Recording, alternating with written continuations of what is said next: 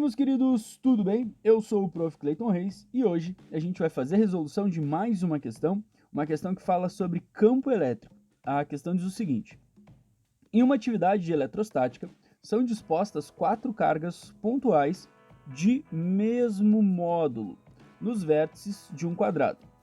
As cargas estão dispostas em ordem cíclica, seguindo o perímetro a partir de qualquer vértice.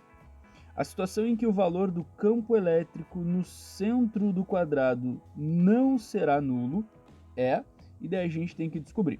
Bom, primeira coisa, vamos lembrar o seguinte: estamos falando então de campo elétrico, e campo elétrico é uma grandeza vetorial, não podemos esquecer disso, de maneira que se eu tiver uma carga positiva, essa carga positiva ela cria um campo vetorialmente para fora, né? Um campo que sai dessa carga.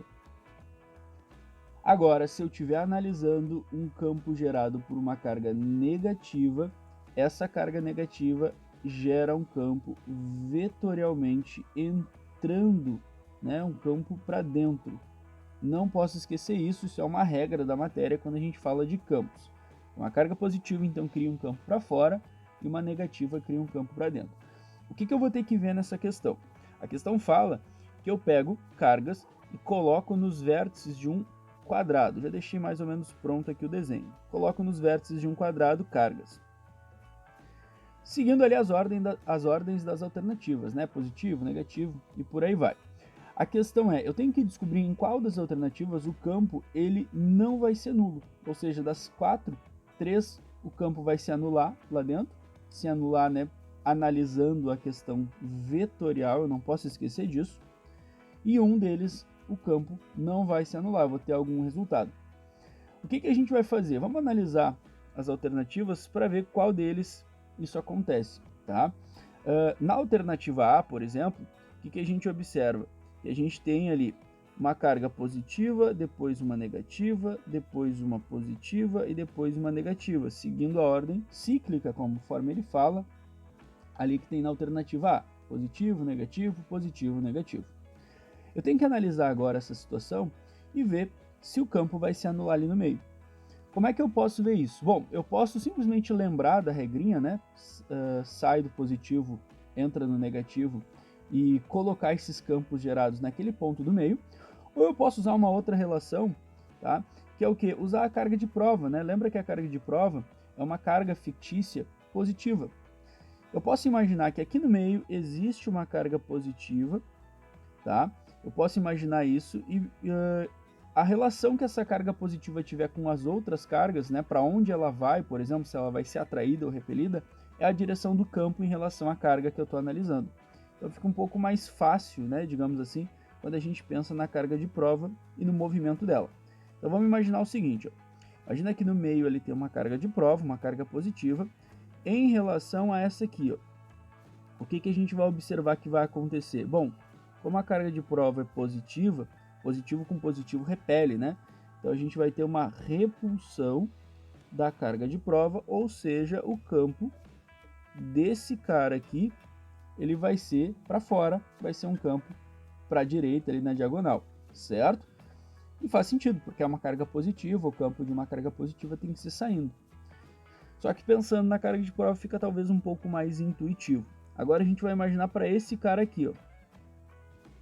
Não, melhor, vamos imaginar para esse cara aqui, ó, que também é positivo. O que eu vou observar? Bom, se ele também é positivo, ele também tem que criar um campo para fora. E faz sentido, você imaginar que tem uma carga de prova ali no meio, carga de prova positiva com outra carga positiva, vai acontecer repulsão, só que agora a repulsão é para o outro lado. A gente observa que esses dois campos eles são opostos, e como a questão me disse que as cargas têm módulos iguais, eles têm que ser opostos e de mesma intensidade. Ou seja, eu já sei que a carga positiva de um canto está anulando o campo da carga positiva do outro canto, né? A verde e a vermelha.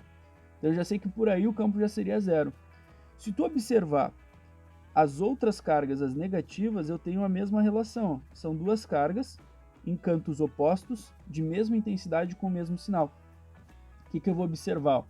A carga negativa que eu pintei de azul ali em cima, ela vai atrair a carga de prova, criando um campo para cá, ó. Já a carga negativa que está no outro pedaço lá, que eu estou pintando aqui de laranja, ela vai atrair a carga de prova para cá, criando um campo para cá. Percebe? A mesma ideia, ó. O azul e o laranja, eles criam campos de mesma intensidade para lados opostos. Isso vai resultar num campo igual a zero, tá? Então aqui o nosso campo resultante é zero, porque todos os campos ali acabam se anulando. E a ideia é mais ou menos tu fazer isso nas outras alternativas.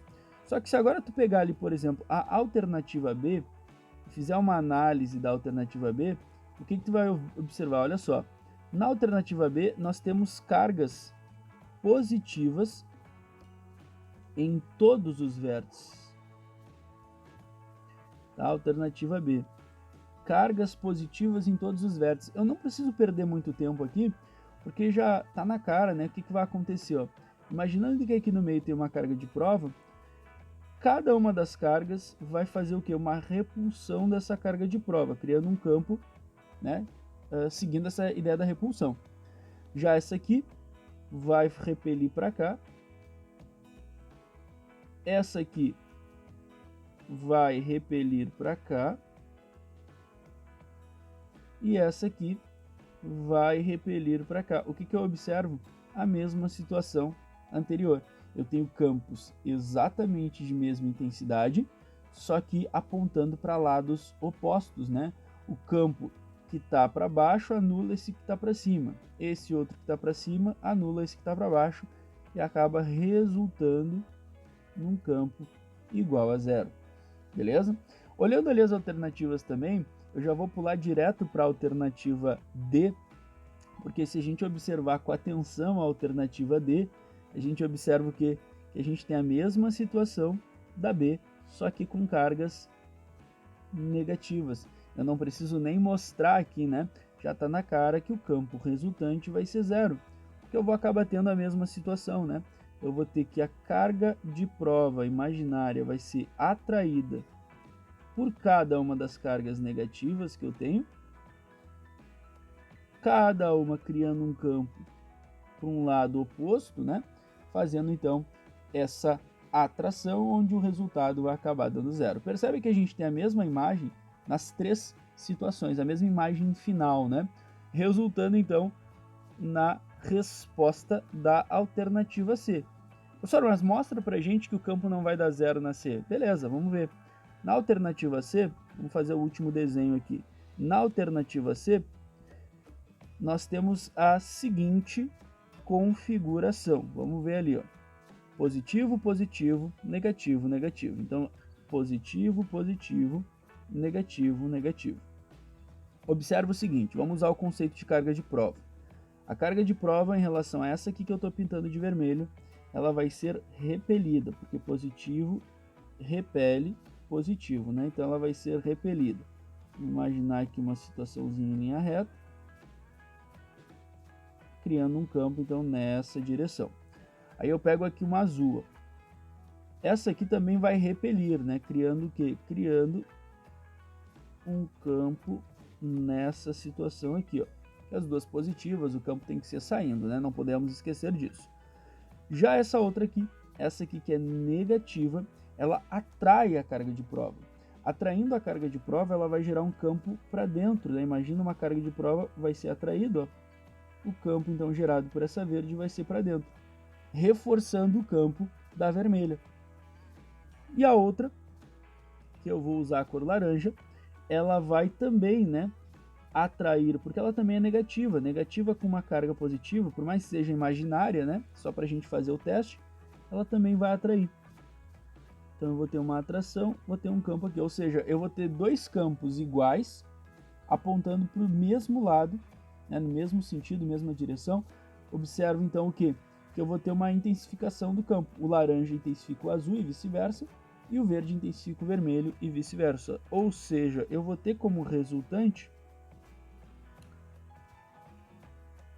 um campo nessa direção e sentido, um campo para baixo, né? Então aqui o campo resultante ele é diferente de zero, ele vai ter uma intensidade grande apontando ali para baixo. seguindo a relação, né? Lembrando que esse aqui é o da alternativa C. Era isso. Então a resposta certa, realmente, a alternativa C para essa questão. Espero que vocês tenham entendido, espero que vocês tenham gostado. Muito obrigado por assistirem até aqui.